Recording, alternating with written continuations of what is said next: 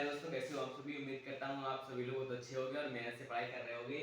Class 10 जो science का paper है, जो लोगों को लगता है कि मैं फेल हो जाऊंगा, तो फेल हो जाने से बचने के लिए ये टॉपिक्स मैंने दे रखे हैं।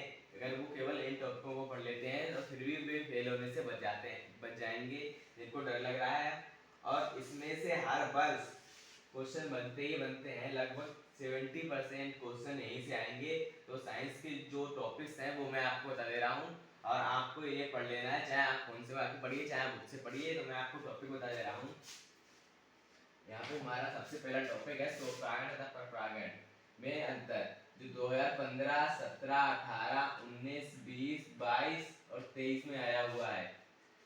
आप इसको पढ़ेंगे तो हो सकता है ये 2026 में भी आ जाए। और एक ये पुष्प की संरचना तथा चित्र वर्णन है, चित्र की सहायता से पुष्प की संरचना कीजिए और उसके बारे में बताइए। इसकी वीडियो मैंने ऑलरेडी बना रखी है, ये भी 2013, 15, 17, 18, 22, 23, 24 में लगातार पूछा गया है।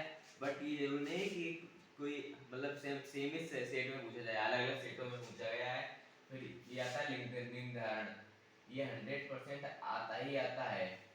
और 5वें नंबर है मेंडल की अनुवांशिकता के नियम, जो कि 3 नियम है।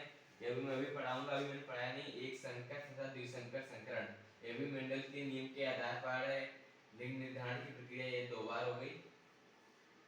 फिर कार्य प्रबंधन पर संक्षिप्त टिप्पणी। कार्य प्रबंधन जो हमारे पुष्प मतलब जनन कैसे करते हैं उस चैप्टर में।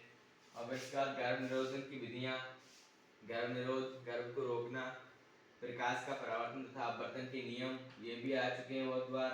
अवतल तथा उत्तल दर्पण से प्रतिबिंब का बनना, कि प्रतिबिंब फोकस दूरी पे होगा तो कैसा बनेगा। ऐसी प्रकाश का अपवर्तन तथा नियम लिखिए, वही आ गया। फिर अवतल तथा उत्तल लेंस की प्रतिबिंब का निर्माण। अब इसमें वही है कि उत्तल लेंस में यहाँ पे वस्तु रखी होगी तो कैसा प्रतिबिंब बनेगा, आभासी बनेगा या कैसे बनेगा। और फिर हमारा यहाँ पे ये टॉपिक है लेंस की क्षमता के आधार पर संक्षेप टिप्पणी दें, ये एक टॉपिक हो गया। और ये एक टॉपिक हो गया समंजन क्षमता। समंजन क्षमता क्या होती है, आँख की फोकस दूरी, वह फोकस दूरी इसको हम बिना आँखों पर जोर डाले वह उस वस्तु को हम साफ साफ देख सकें, वह आँख की समंजन क्षमता है। और फिर ये अगला टॉपिक है दूर दृष्टि दोष के कारण तथा निवारण लिखिए। निकट दृष्टि दोष, ओम का नियम, साइंस का, ये केवल साइंस का। और विभव और विभवांतर पर टिप्पणी। अगर आपने साइंस में ये टॉपिक याद कर लिए, बायोलॉजी और फिजिक्स में, तो आपके अच्छे से अच्छे नंबर आ जाएंगे। अब एक और ऐसा ही पेज है, मैं उस पेज की ओर आपको लेके चलता हूँ, चाहे आप इसका स्क्रीनशॉट भी ले सकते हैं।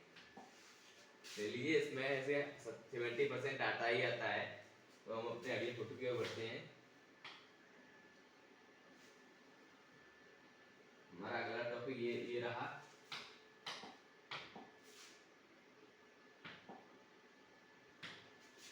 अगला टॉपिक ये है केमिस्ट्री में।